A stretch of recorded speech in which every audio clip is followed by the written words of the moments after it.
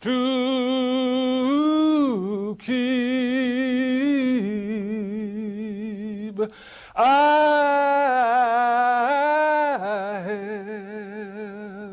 have got to blow. And then we have Dorothy Johnson, who was a teenager. Dorothy went, and what that says to the teenager of the day, you too can still take a stand. As the youth, as features in our work, you can still take a stand. And then, where's Geraldine? One of the most peculiar places I've ever been in my life was Albany, Georgia. The first thing that struck me when I came to Albany was the uniqueness of its music. I want to call on a couple of people, several people, Peaches, Mrs. Heath, the Gaines family was involved. I don't know if Marion is here, but Peaches is here. And she was one of the youngsters that went to jail. She was a baby and went to jail. We also have the late Monroe and Lorenza Gaines lived at 619 Holloway Avenue in the Six Points area, better known as Ragsdale.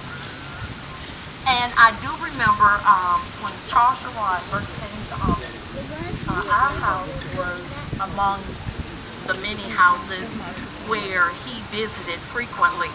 And my mother would take any and everybody in. If you were homeless, hungry, needed somewhere to stay, 619 was like Motel 6, just a light on point. But all of the females, we housed all of the females from the SNCC students that came down from the northern states at our house at 619 Holloway. Yes, I was 2 years old, but I do remember. And there are some other things I do remember picketing.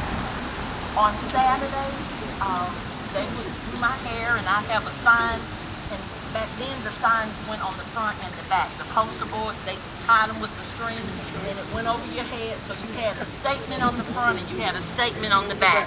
So I was real cute marching up and down the streets picketing. And how I got locked up, how I went to jail, is because my mother was also picketing and marching. And so they were going to take her, and they asked her, what are you going to do with the baby? And she said, she's going too. Well, we didn't stay in there very long, but the fact is I'm in the history of Albany as a 2-year-old child in jail. This past December the 30th, we lost our eldest sibling, a female, Shirley Gaines.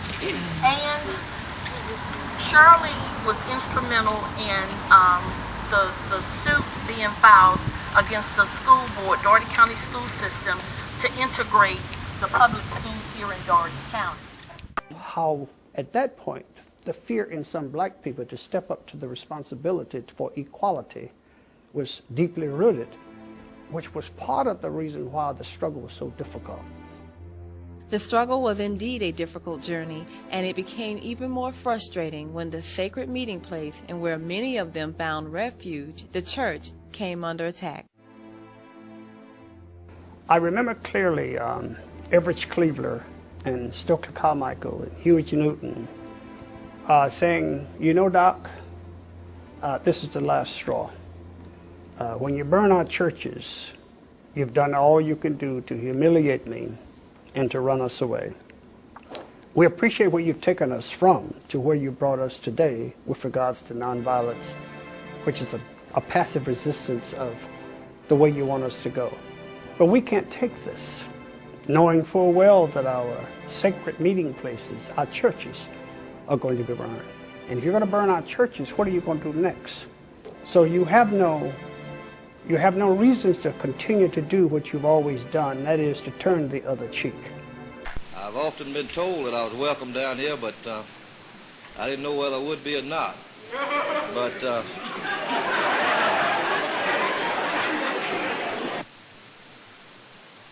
Now we're asking you tonight that this is just like any other night you've met down here in your mass meetings. And we're asking for your cooperation to keep Albany a peaceful city, a non-violent city. This business throwing rocks is not good. Throwing bottles is not good. And as long as you have your meetings here, you come in here and discuss your affairs, we have no objection.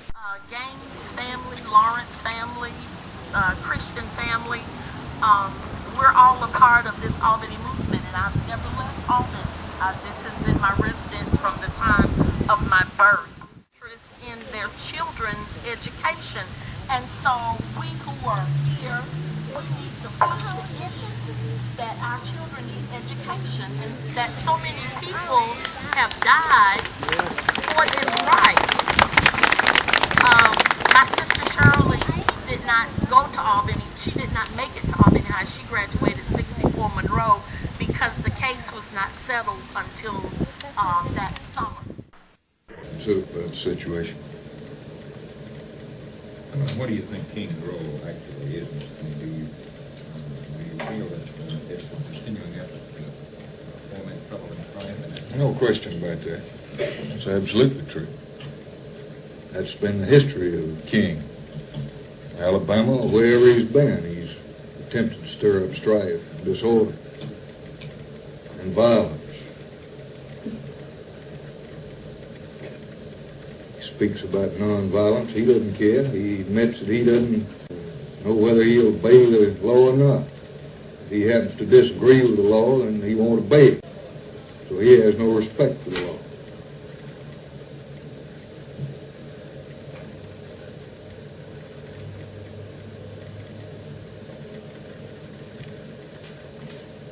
At what point would you say you would deem it advisable for him to take action and send in guards? If there's any violence at all in Albany, as I indicated the other day, any further violence, I intend to remove the causes of that violence from that area.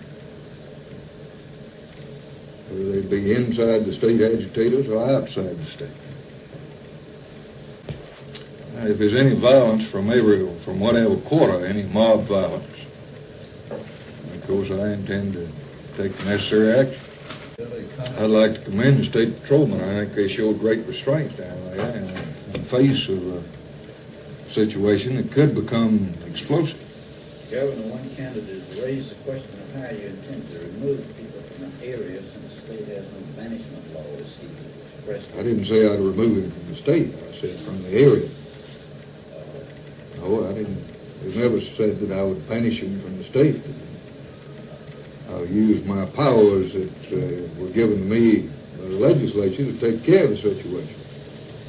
And so my parents took the forefront on that issue, and Slater King and C.B. King, I think it was, they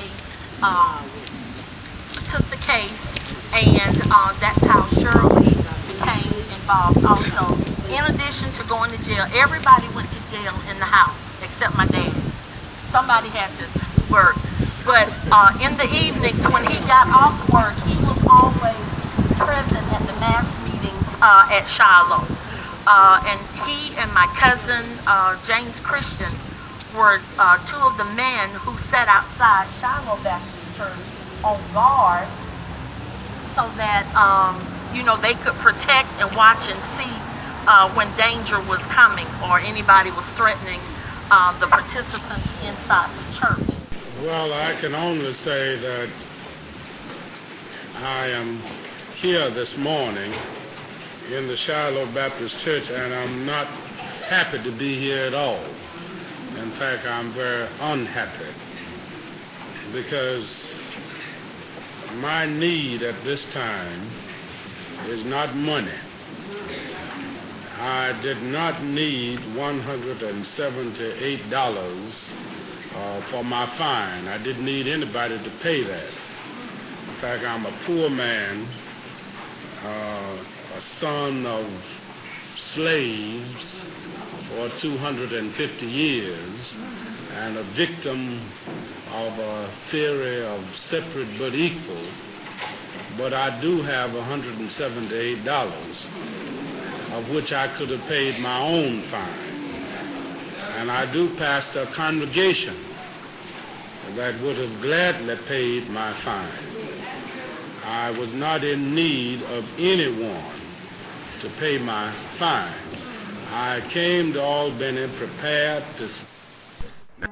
How you like to walk every day and know there's somebody following you? Every time you pick up the telephone, there's somebody tell you, nigga, I'm going to kill you if you don't get out of town. Every time you drive in the car, there's somebody, a police car following you, stopping you. See, that's a kind of fear that you can't get rid of unless you got that music with you. Ain't gonna let nobody, Lordy, turn me around. Ain't gonna let nobody. That was the music that we had. Have this opportunity. And so it is for that reason that I'm here in Dougherty County. I'm in Turner Elementary School over in East Albany, the poorest school in our school district. And we just need for each one of us to reach one and try and change some of the things that's going on in our educational system as it relates to our children being educated. As an educator, I do above and beyond what is required of me because I know the importance. And so the struggle is not over. The struggle is not over. The struggle continues on a day-to-day basis. So I'm wrapping it up, Reverend. So when we are... Abernathy and I were completely adjusted to staying in jail 5 days. We had come to this decision on the basis of conscience, and we felt that it was the only moral position that we could take. This morning, about 7:30, we were called and notified that Chief Pritchard wanted to see us, and they asked us to dress in our civilian clothes. We did this and went to see Chief Pritchard about 9 o'clock, at which time the chief said to us that we had been released. In other words, that our fine had been paid and that we were to be released. We made it palpably clear that we had notified members of the Albany movement, members of our families, not to pay the fine, that we wanted to serve the time on the basis of conscience, and we made it clear to the chief that we did not want to leave, and that if someone paid the fine, we did not want to accept it, that we wanted to stay, and we had planned to serve the 45 days, and we were still determined to do it. He said under no condition could we serve it because the fine had been paid. We asked him who paid the fine. He said he didn't know. We made it very clear that we didn't pay the fine. And of course, he agreed with us that we didn't pay it, but he did not know who paid it.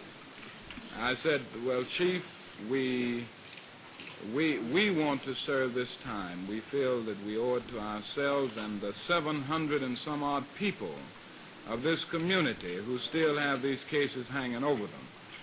His only response then was, God knows, Reverend, I don't want you in my jail.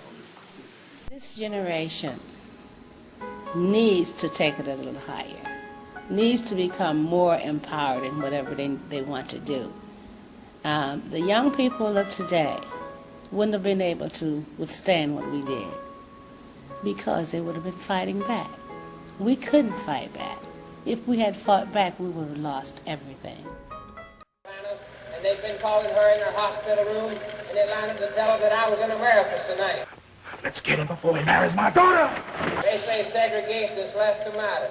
And I'm proud to be called a segregationist, but I challenge the news media to call Light Bulb Johnson or...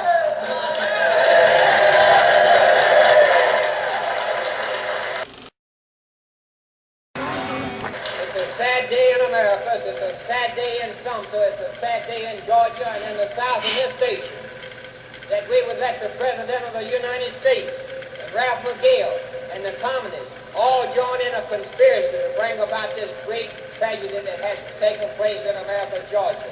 And they are responsible. Others who are responsible, businessmen, whether it be in Americas, in Atlanta, in Washington, wherever it might be, that know that this is against the Constitution and know it's ungodly and know it's sinful and know it's unchristian, and yet they say, I'm in business and I better not say anything.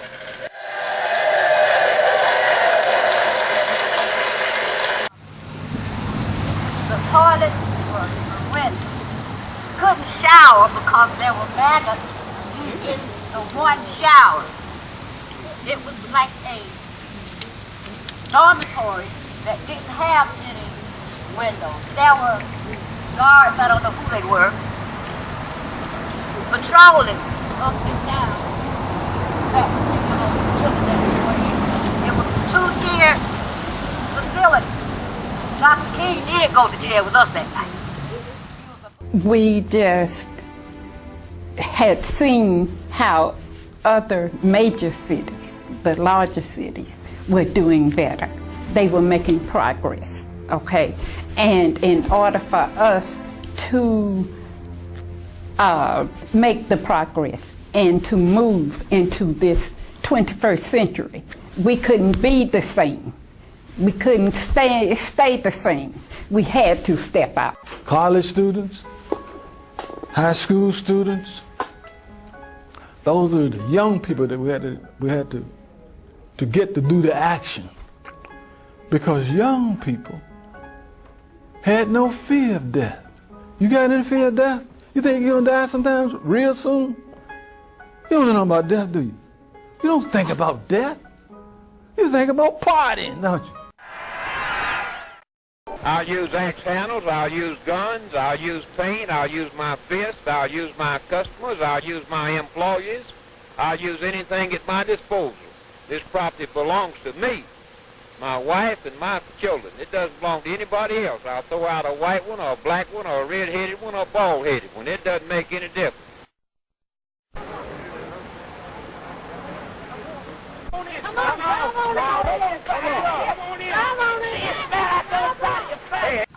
And my sisters went through a lot of turmoil at Albany High. I remember Marion's class had to be she graduated in 69, so that was like 67, 8 in that area. One day they had, at Albany High at that time, they had a snack area. And they were brave enough, I guess cans were out. They had bottled sodas, bottled Cokes that they could purchase. And on this particular day, something happened where they jumped on one of the African-American football players, and then everything broke out. So they were fighting with bottles and so forth to defend their right to have an education. They're selling postcards of the hanging. They're painting the passports brown. I don't know what that second line, they're painting the passports brown, is all about. Someone suggested maybe it's the Nazis and Hitler, because brown was a color associated with them. But what I want to focus on here has to do with the first line. They're selling postcards of the hanging.